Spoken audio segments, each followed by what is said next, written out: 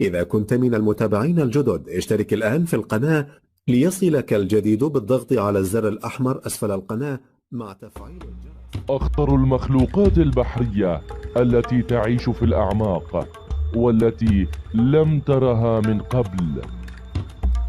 يعتبر عمق المحيط واحدا من المناطق التي لم يستطع العلماء دراستها بالكامل، ولكن كان يحاول العلماء استخدام أساليب التكنولوجيا الحديثة من أجل محاولة دراسة ومعرفة هذه المخلوقات الخطيرة التي تعيش في هذه المناطق العميقة من المحيط.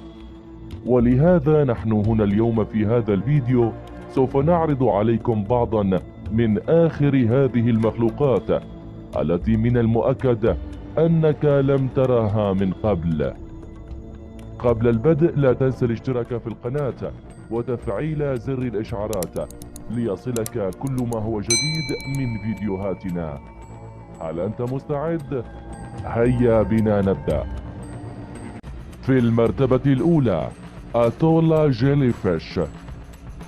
يقال إن هذا المخلوق لم يشاهد الشمس على الإطلاق، وذلك بسبب أنه يعيش في أعماق المحيط، وهو يعيش في منطقة تتراوح ما بين 1000 إلى 40,000 متر تحت سطح المحيط.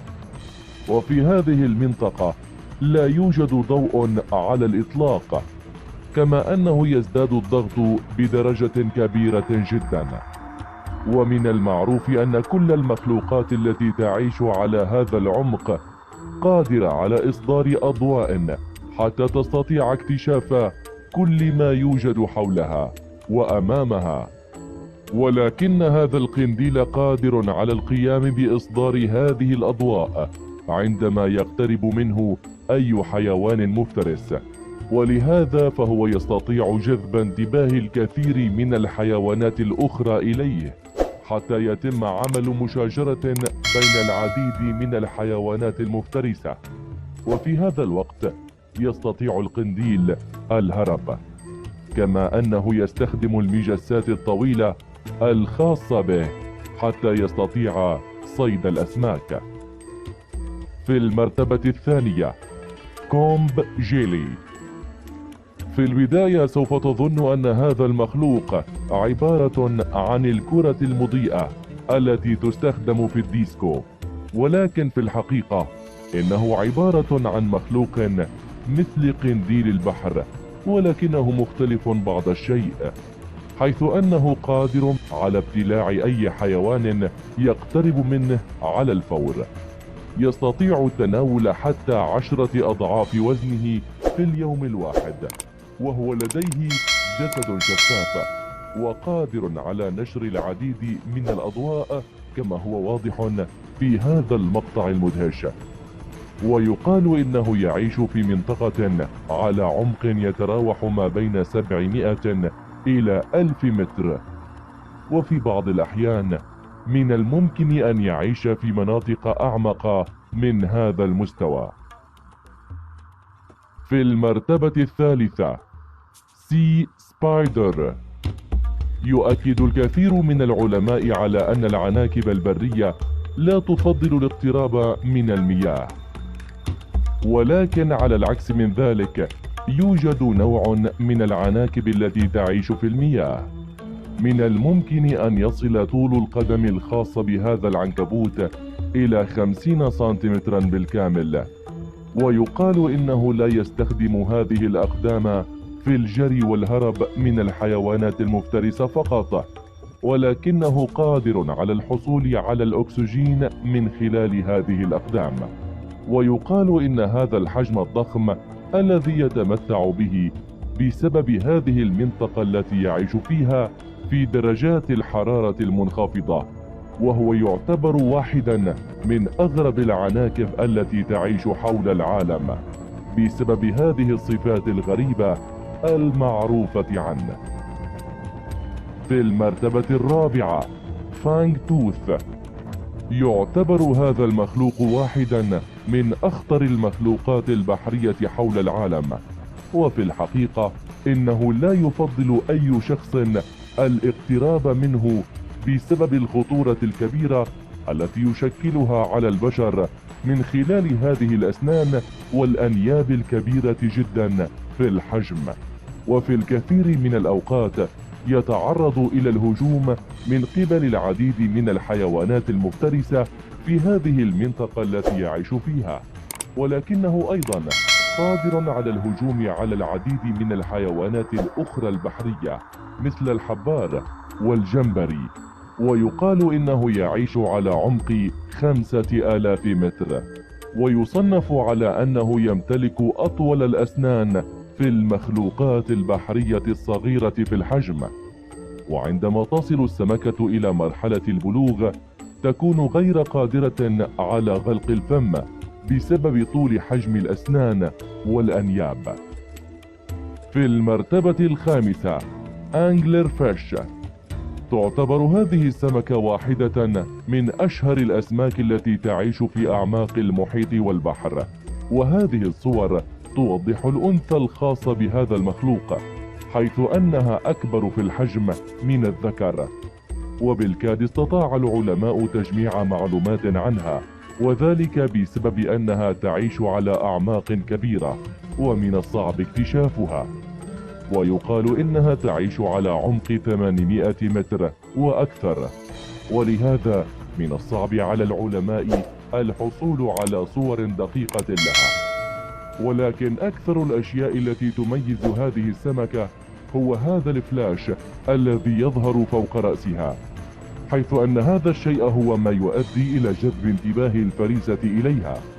ويقال إنها قادرة على تحريك هذا الشيء والتحكم فيه من العديد من الأعصاب والأوعية الدموية، وعلى هذا النمط تستطيع جذب الفريسة حتى تستطيع افتراسها في النهاية. ويقال إنه يوجد 350 فصيلة من هذا النوع. وفي عام 2014 ركب العلماء هذه الغواصة حتى وصلوا بها إلى عمق 600 متر، وتمكنوا من تصوير أول صورة خاصة لهذه السمكة. كما يقال إنها تمتلك معدة مرنة تستطيع من خلالها تناول أسماك كبيرة في الحجم. على سبيل المثال، كانت توجد سمكة من هذه الفصيلة طولها 8 سنتيمترات، وقادرة على ابتلاع سمكة من فصيلة الأيل طولها 12 سنتيمترا، حتى أنها ظهرت في سلسلة أفلام هذا الكرتون بهذا الشكل المخيف جدا. في المرتبة السادسة ديب سي دراغون فيش. يقال إن هذه السمكة من الممكن أن يتم مقارنتها مع الشخصية المشهورة في الأفلام باسم الجوكر، في كونها تمتلك واحدة من أكثر الابتسامات المخيفة. يتراوح طولها ما بين 10 سنتيمترات إلى 15 سنتيمترا، وهي تعتبر واحدة من الكائنات المتعطشة إلى الدماء. ويقال إنها شفافة، والسبب في هذا الشيء حتى تستطيع الاقتراب من الفريسة دون أن تلاحظها، كما أنها تمتلك أنيابا كبيرة جدا تستطيع من خلالها قتل الفريسة بكل سهولة. تمتلك عدسات لونها أزرق وأحمر تضيء باستمرار حتى تستطيع جذب الفريسة إليها، ولهذا تعتبر من الأسماك الخطيرة والمخيفة جدا. في المرتبة السابعة هامبلدوت سكويد. يوجد حول العالم في المسطحات المائية أكثر من 250 نوعا من الحبار، والبعض منها خطير ومخيف للغاية، حتى أن الكثير من الصيادين يطلقون على هذا الحيوان لقب الشيطان الأحمر. ويقال إن لونه يتغير عند إتمام عملية الصيد، كما أن وزنه يصل إلى 50 كيلوغراما بالكامل، بينما أن طوله من الممكن أن يصل إلى 2 متر، ويعيش على عمق 700 متر في المحيط. ولكن هذا لم يجعل الأشخاص الصيادين يتوقفون عن محاولة صيد هذا النوع من الأسماك في المكسيك وفي البيرو. يتحرك بسرعة 20 كيلومترا في الساعة، ويشكل خطرا كبيرا جدا على العديد من المخلوقات البحرية الأخرى. في المرتبة الثامنة تاونيس بورياليس. عند النظر إلى هذا المخلوق سوف تظن أنه عبارة عن بالونة شفافة تمتلك عيونا تشبه عيون الطائر، ويقال إنه من خلال هذا الجسد الشفاف يستطيع التخفي والتمويه من العديد من الكائنات البحرية الخطيرة التي من الممكن أن تسبب هجوما عليه. يعيش أول فترات حياته في الطبقات العليا من سطح المياه في المحيط، وبعد ذلك يعيش في أعماق المحيط، وله قدرة على الصيد بكفاءة عالية. يقال إنه يظل في مكانه، ويعتقد الكثير من الأسماك أنه صخرة، ولهذا عند الاقتراب منه تقوم هذه السمكة بالهجوم على الفريسة على الفور. في المرتبة التاسعة Monsters of the Reefs. ليس من الضروري أن تعيش هذه المخلوقات الخطيرة في الأعماق، ولكن في الكثير من الأوقات من الممكن أن تعيش بالقرب من سطح المياه.